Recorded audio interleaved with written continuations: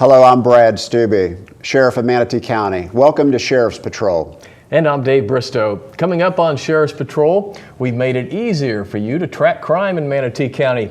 And we'll introduce you to our newest four-legged deputy. But first on Sheriff's Patrol, the Sheriff's Office investigates numerous types of fraud cases. And one of the latest scams making the rounds involves food stamp cards, known as electronic benefit transfer cards. Sheriff Patrol's Randy Warren gives us an inside look at Operation Meal Ticket. Dave, EBTs, they look like this. The new form of food stamps, electronic benefit transfer cards. For many people, it is their meal ticket. But as our undercover detectives found out, for others, this little card equals easy money. What if you could take this card, issued by the government for the purpose of getting food, and trade it for other stuff, like alcohol and drugs? Well, that's exactly what these people were doing. 55 people, we got 2 we're still trying to ID. 2 of them were juveniles that we're doing juvenile referrals on, so we got 51 warrants. They called it Operation Meal Ticket. Essentially, we've been selling people cards. Detectives conducted a multi-agency investigation. And a lot of times we sold the cards for drugs. Undercover deals occurred where EBT recipients exchanged their food card for oxycodone, marijuana, and other drugs. We're going on scene here at another location. Suspects were charged with social welfare fraud, a third-degree felony, and various drug offenses. How are you? Sheriff's Department. You're under arrest. This man is accused of buying EBTs for less than their food value at a local taco stand. Basically, you can explain to her he's under arrest for fraud of the United States government, welfare fraud, and buying EBT books. Orange guys are already there. Some convenience store operators cashed in on the program by purchasing EBTs for just pennies on the dollar, then using those cards at other food stores to stock their shelves. Now state agents are looking at pulling their liquor licenses or even taking away permits to sell lottery tickets. Remains to be seen what will happen to several of the convenience and grocery stores. The Florida Department of Business and Professional Regulation is still investigating. Operation Meal Ticket netted 53 people on a total of 78 charges. Sheriff. And Dave, this is an investigation that we're not finished with. We've got other things to look at, and I think we're going to give it maybe 2 or 3 weeks off, and then we'll go back out again. We had a number of informants that worked with us on this investigation. And it's amazing how one informant led to one thing, to another thing, to another thing, and it's far-reaching, isn't it? Well, and the businesses need to beware here because they are well aware of what's going on with these transactions, and they're letting it happen. No question about it. Sheriff, the local law enforcement community recently lost one of its own when Longboat Key Police Chief Al Hogle was killed while riding his motorcycle in North Carolina. The death of Chief Hogle was on everyone's mind at this year's police memorial service. Al was a close friend, and as mayor and police commissioner of the city of Bradenton, he was my first police chief. We were close friends and colleagues. This is a very emotional and moving day for me. Here in Manatee County, we gather next to the Law Enforcement Memorial and just steps outside the hallowed halls of justice as we join to honor those who paid the ultimate price.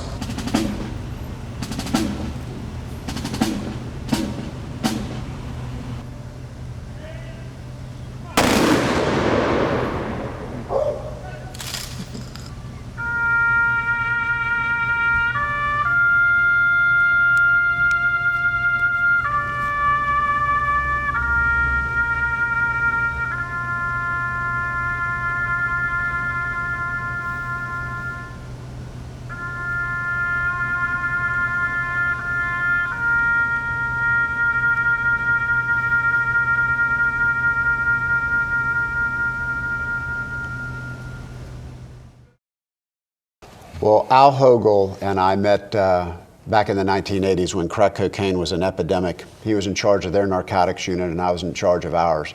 We did a lot of joint investigations. But Al was a guy that did everything right for the right reason. And he is going to be missed, not only in our community, but in Sarasota's community as well. Yeah, no doubt, a great guy, and like you said, spent a majority of his career before becoming police chief in narcotics. He did. All right, we're going to be back with more Sheriff's Patrol right after this. Buckle up. This is not worth it. You don't want to put your family and your friends through what we're going through. It's not cool. This is not fun.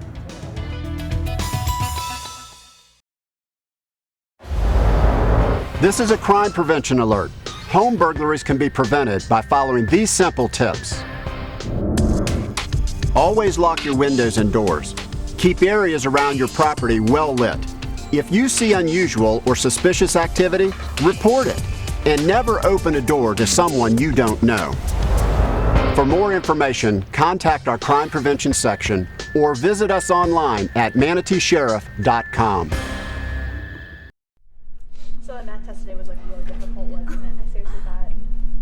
I wish she would shower every once in a while. Did she just go to the bathroom? I think she would have fixed her hair. Hey Kendall, I was wondering if maybe you wanted to hang out this weekend? Sorry, I don't think it's gonna work out. Okay.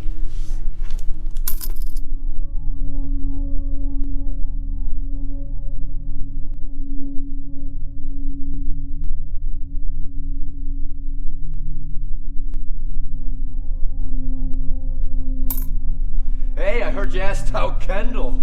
I didn't know you liked girls.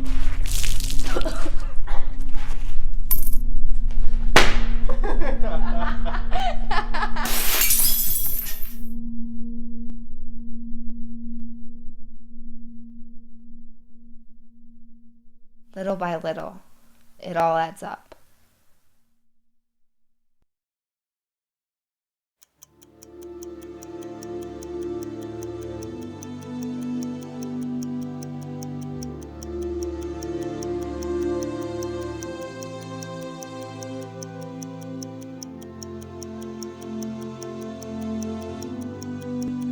"30 seconds is not nearly enough time to show you the thousands of people who die in Florida each year from prescription drug abuse.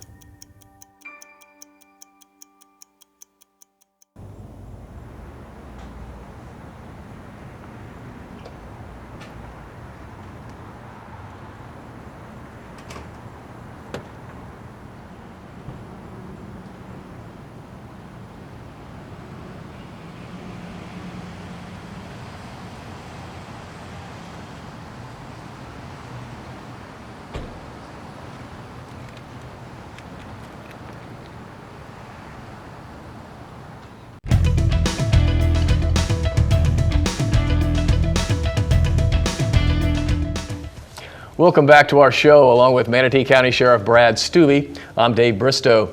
The Sheriff's Office is offering a new service on our website that will help you track crime in your neighborhood. It's called Crime Mapping, and we have Lieutenant Lorenzo Waiters joining us to fill us in on what this is all about. Lorenzo, what exactly can the public access with Crime Mapping? The public can access crime mapping by looking at the crime in their particular neighborhood. They can go onto our website, manateesheriff.com, and they're able to, within 500 feet to 2 miles, and see the type of crimes within their neighborhood. It can be specific anywhere from burglaries to larceny to robberies. And they can just punch in their address, they can punch in a time frame, and they can see that particular crime within their neighborhoods. In the past, what would happen is that we would get calls from the public asking us what was occurring within their neighborhoods. Well, this way, they can go on the website, manateesheriff.com, and they can see what particular crimes that are occurring within their neighborhood. If they have any issues about getting on the site, they can call crime prevention, and we will walk them through that process. Lorenzo, the whole idea behind this concept was to provide more information to the public. Do you think we're doing that at this time? Yes, sir. We have empowered the citizens to use our website for a variety of things, and especially crime mapping. We have received so many compliments from the public because they're able to access what's occurring with their neighborhood. So we know it has been a success. You can get to crime mapping by going to ManateeSheriff.com and clicking the Public Interest tab on the top of the page, then click Crime Mapping on the left side. Turning to news from the Sheriff's Office, our deputies of the month are Travis Allison, Jason Ferrier, and Tom Smith. Deputies Allison and Ferrier were honored for the way they handled a highly volatile road rage incident. Deputy Smith received the award for helping to calm a young boy who was giving blood at the same time Deputy Smith was. Our employees of the month are Samantha Harris and Stephanie Metcalf Clark. Turning to promotions, earning first class deputy are James Wilder, Charles Wolfinger, Mark Paxson, Geronimo Osimo, and finally, in years of service, the following employees have been at the Sheriff's Office for 25 years. Deputy Tom Cole, Deputy Dan Durrance, Deputy Adam Hall, Deputy Larry Teeters, Lieutenant David Hampton, and Holly Cumby. And we have 3 retirements to pass along: James Polson, Marianne Kyer, and Deputy Tom Perez have all decided it's time, Sheriff, for some rest and relaxation. Well, I would just like to congratulate those folks that are taking the opportunity to retire here, and they still have their health and are able to spend some time with their family, and I think that's great for them. But I really wanted to talk about Deputy Smith and his Deputy of the Month. Yes. And if the folks haven't seen this photograph of our deputy in uniform sitting with this little boy as he's having some blood work drawn, it is just amazing, and we need to do a better effort of getting those types of stories out. And you know what was funny is the person that was with the little boy, the mother, sent it in to News Manatee, and then we couldn't really tell who it was. So we sent it to all users, and you know, the deputy said, "Oh, that's me." Yeah. And that's how we found out who it was. Yeah, it was good how it turned out. A great story. No doubt about it. And the Sheriff's Office Traffic Unit has been heavily involved in the Click It or Ticket campaigns, which is the initiative to try to get motorists to buckle up. The mother of 2 teenagers killed in a car crash last Christmas, well, they're helping to spread the word on seatbelt use. Josh Rogers and Brett Wagner were not wearing their seatbelts when they were both ejected from their truck. And I want everyone to know that it's not the way that you personally drive. You've got to have your head looking everywhere on a swivel, because Josh did nothing wrong. Josh wasn't driving wrong, he wasn't erratic, he wasn't speeding, but someone else made that choice of pulling out when they shouldn't have and gambled for everyone and lost the gamble. And unfortunately, we're paying the price.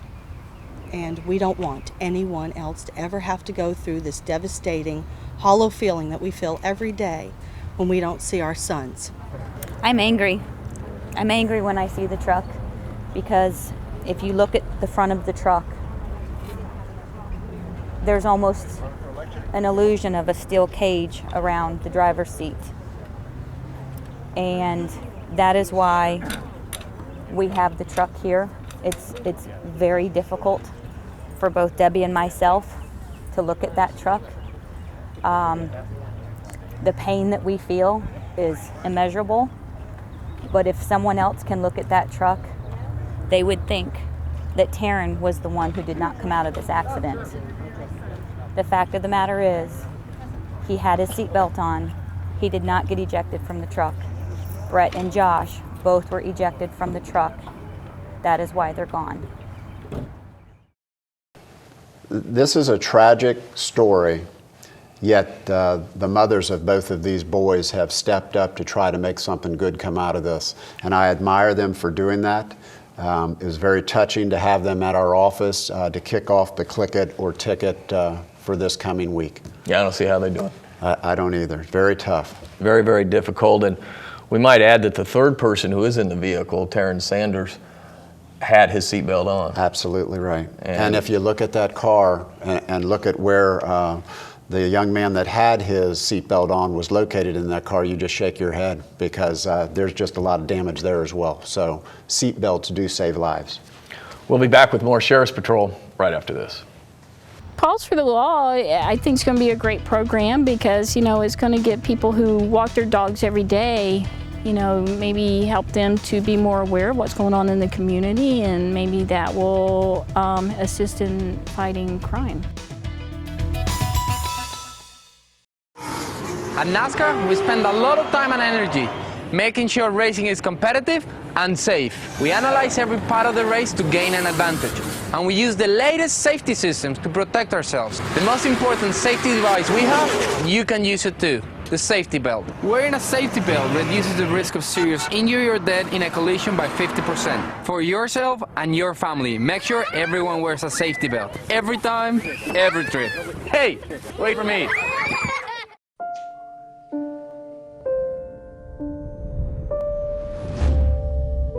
What if a disaster strikes without warning? What if life as you know it has completely turned on its head? What if everything familiar becomes anything but? Before a disaster turns your family's world upside down, it's up to you to be ready. Get a kit, make a plan, be informed today. Learn how at ready.gov.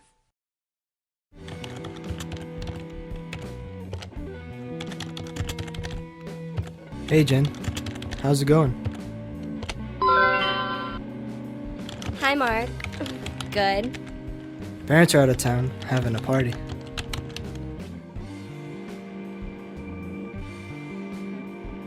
Be cool to finally meet you. You could bring a friend if you want.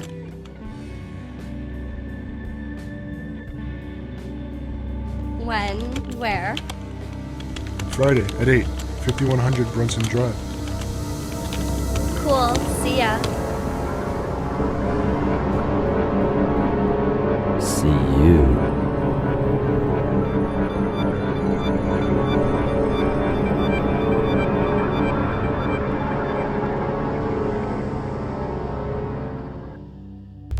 It ain't worth it. Either you're gonna be in jail, prison, or you're gonna get shot up, probably get hit, end up being dead. It ain't worth doing the gang, trust me. I know, look at me. Being in jail, going to prison, it ain't worth it. Don't join. Is gang life what you want?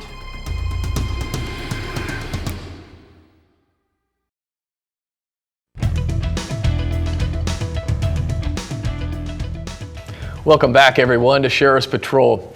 You know, the Sheriff's Office has a long history of canine deputies in patrol, as well as special investigations. But as crime prevention specialist Don Stroup explains, the newest four-legged deputy isn't out chasing bad guys or sniffing for drugs. You know, Dave, you're absolutely right. GB represents all the dogs in the community and how important of a role they play in walking with their owner. Just their mere presence will deter crime. So we're excited about the Paws for the Law program and getting the community canine involved. GB. How you Come doing? here. GB, sit. GB, sit. Yeah. Yeah. You know, we're in stressful jobs, and it's just nice to have something friendly, and that unconditional love that he brings into the office is just unbelievable. Deputy GB is the face of a new program we call Paws for the Law. Everywhere we go, everybody loves GB. There you go. He's a 3-year-old black lab trained by Southeastern Guide Dogs. Hey, how are you? He's now deputized to help people in a way that regular deputies often can't. He loves kids. He can smell a child a mile away, and he's like, and he gets all wiggly. It just. I bet. We take him into schools, and that's his greatest time. I think it's a program that's growing within the state of Florida and the United States. Good girl, sit. In a unique way, GB also helps deputies encourage citizens to get their dogs involved in crime prevention just by walking them. Here's her certificate, and it awards this certificate of recognition to Samantha. The Manatee County Sheriff's Office would like to recognize Samantha for her unconditional loyalty and protective instinct, providing not only to her family, but to the community. So thank you.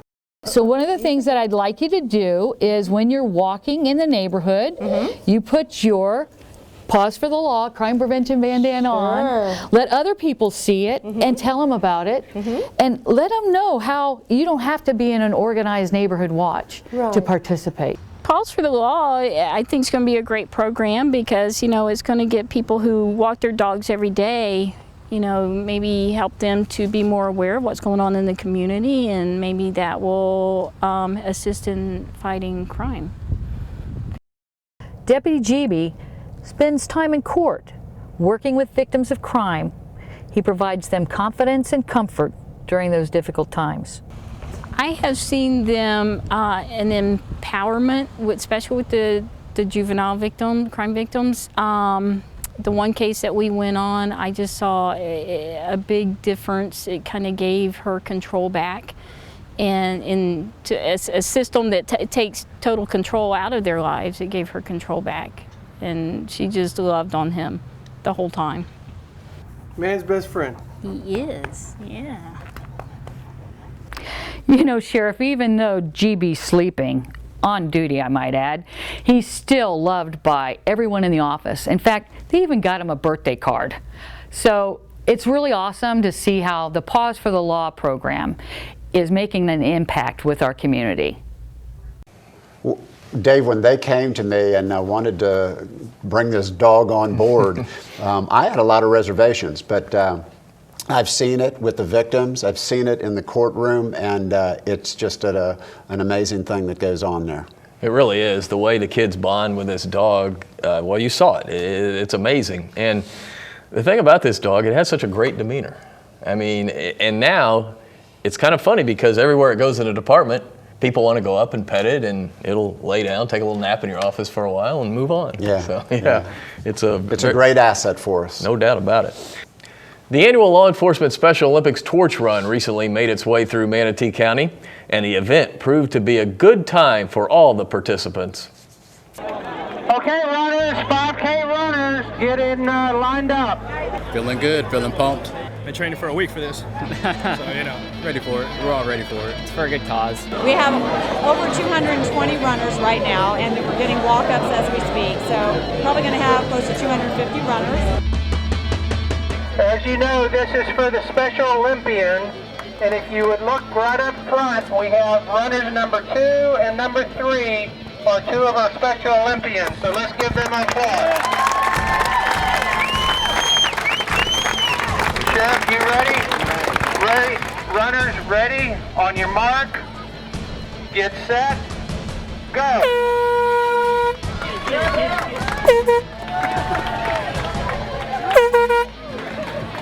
It's a good cause, and so we're all getting together, all the law enforcement and the Sheriff's Office are getting together to run for a good cause, and I think the outcome is overwhelming today. We started last and we'll probably finish last. There's a lot of people, yeah. There was an excellent crowd, a lot more than our normal torch runs. I love running, and it's a great organization. Special Olympics is something I feel important to support. I actually have a cousin who does Special Olympics. He's been doing it for some years now, bowling, he's done running, so I'm in to support him.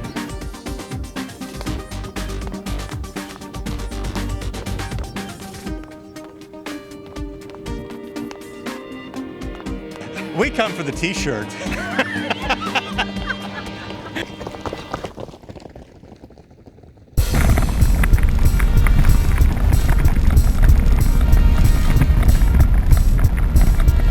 Looks like everybody's having a great time, had a great representation from all the area agencies and just the general community to come out to support the great cause.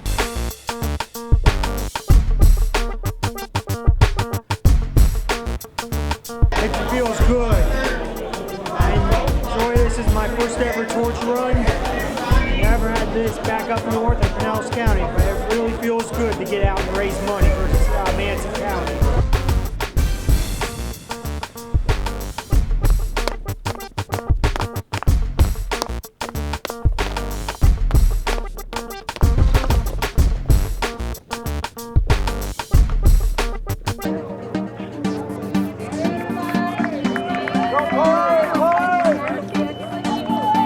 pretty good. It was a good time. New PR for both of us. Yeah.